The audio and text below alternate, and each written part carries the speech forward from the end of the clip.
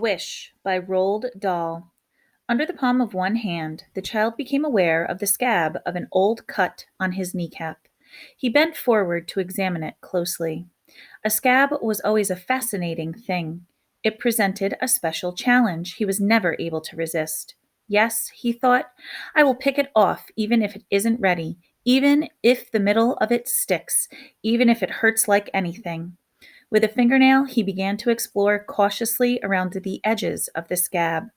He got a nail underneath it, and when he raised it, but ever so slightly, it suddenly came off. The whole hard brown scab came off beautifully, leaving an interesting little circle of smooth red skin.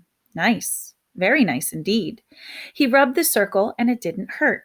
He picked up the scab, put it on his thigh, and flipped it with a finger so that it flew away and landed on the edge of the carpet, the enormous red and black and yellow carpet that stretched the whole length of the hall from the stairs on which he sat to the front door in the distance. A tremendous carpet, bigger than the tennis lawn, much bigger than that.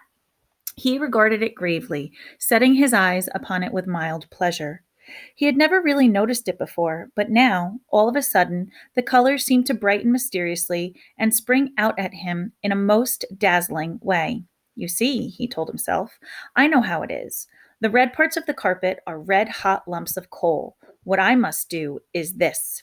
I must walk all the way along it to the front door without touching them. If I touch the red, I will be burnt. As a matter of fact, I will be burnt up completely. And the black parts of the carpet, yes, the black parts are snakes, poisonous snakes, adders mostly, and cobras, thick like tree trunks round the middle. And if I touch one of them, I'll be bitten and I'll die before tea time. And if I get across safely, without being burnt and without being bitten, I will be given a puppy for my birthday tomorrow. He got to his feet and climbed higher up the stairs to obtain a better view of this vast tapestry of color and death. Was it possible? Was there enough yellow? Yellow was the only color he was allowed to walk on. Could it be done? This was not a journey to be undertaken lightly. The risks were far too great for that. The child's face, a fringe of white gold hair, two large blue eyes, a small pointed chin peered down anxiously over the banisters. The yellow was a bit thin in places, and there were one or two whitish gaps, but it did seem to go all the way along to the other end. For someone who had only yesterday triumphantly traveled the whole length of the brick path from the stables to the summer house without touching the cracks, this carpet thing should not be too difficult, except for the snakes. The mere thought of snakes sent a fine electricity of fear running like pins down the backs of his legs and under the soles of his feet. He came slowly down the stairs and advanced to the edge of the carpet. He extended one small sandaled foot and placed it cautiously upon a patch of yellow. Then he brought the other foot up, and there was just enough room for him to stand with 2 feet together. There!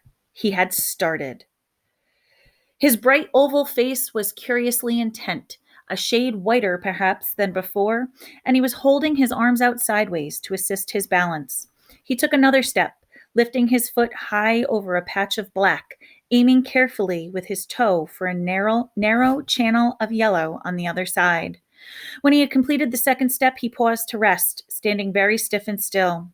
The narrow channel of yellow ran forward, unbroken, for at least 5 yards, and he advanced gingerly along it, bit by bit, as though walking a tightrope. Where it finally curled off sideways, he had to take another long stride, this time over a vicious-looking mixture of black and red. Halfway across, he began to wobble. He waved his arms around wildly, windmill fashion, to keep his balance, and he got across safely and rested again on the other side. He was quite breathless now, and so tense he stood high on his toes all the time, arms out sideways, fists clenched. He was on a big, safe island of yellow. There was lots of room on it. He couldn't possibly fall off. And he stood there resting, hesitating, waiting, wishing he could stay forever on this big, safe yellow island. But the fear of not getting the puppy compelled him to go on.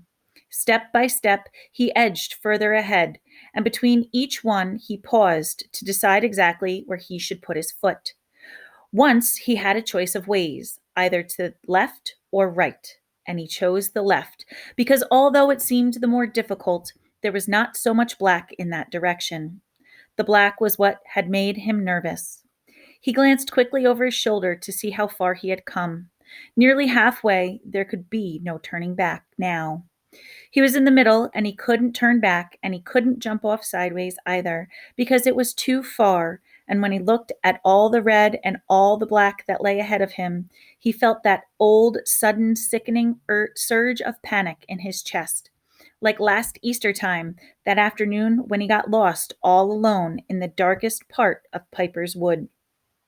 He took another step, placing his foot carefully upon the only little piece of yellow within reach, and this time the point of the foot came within a centimeter of some black. It wasn't touching the black. He could see it wasn't touching. He could see the small line of yellow separating the toe of his sandal from the black, but the snake stirred as though sensing his nearness and raised its head and gazed at the foot with bright beady eyes, watching to see if it was going to touch. I'm not touching you. You mustn't bite me. You know I'm not touching you.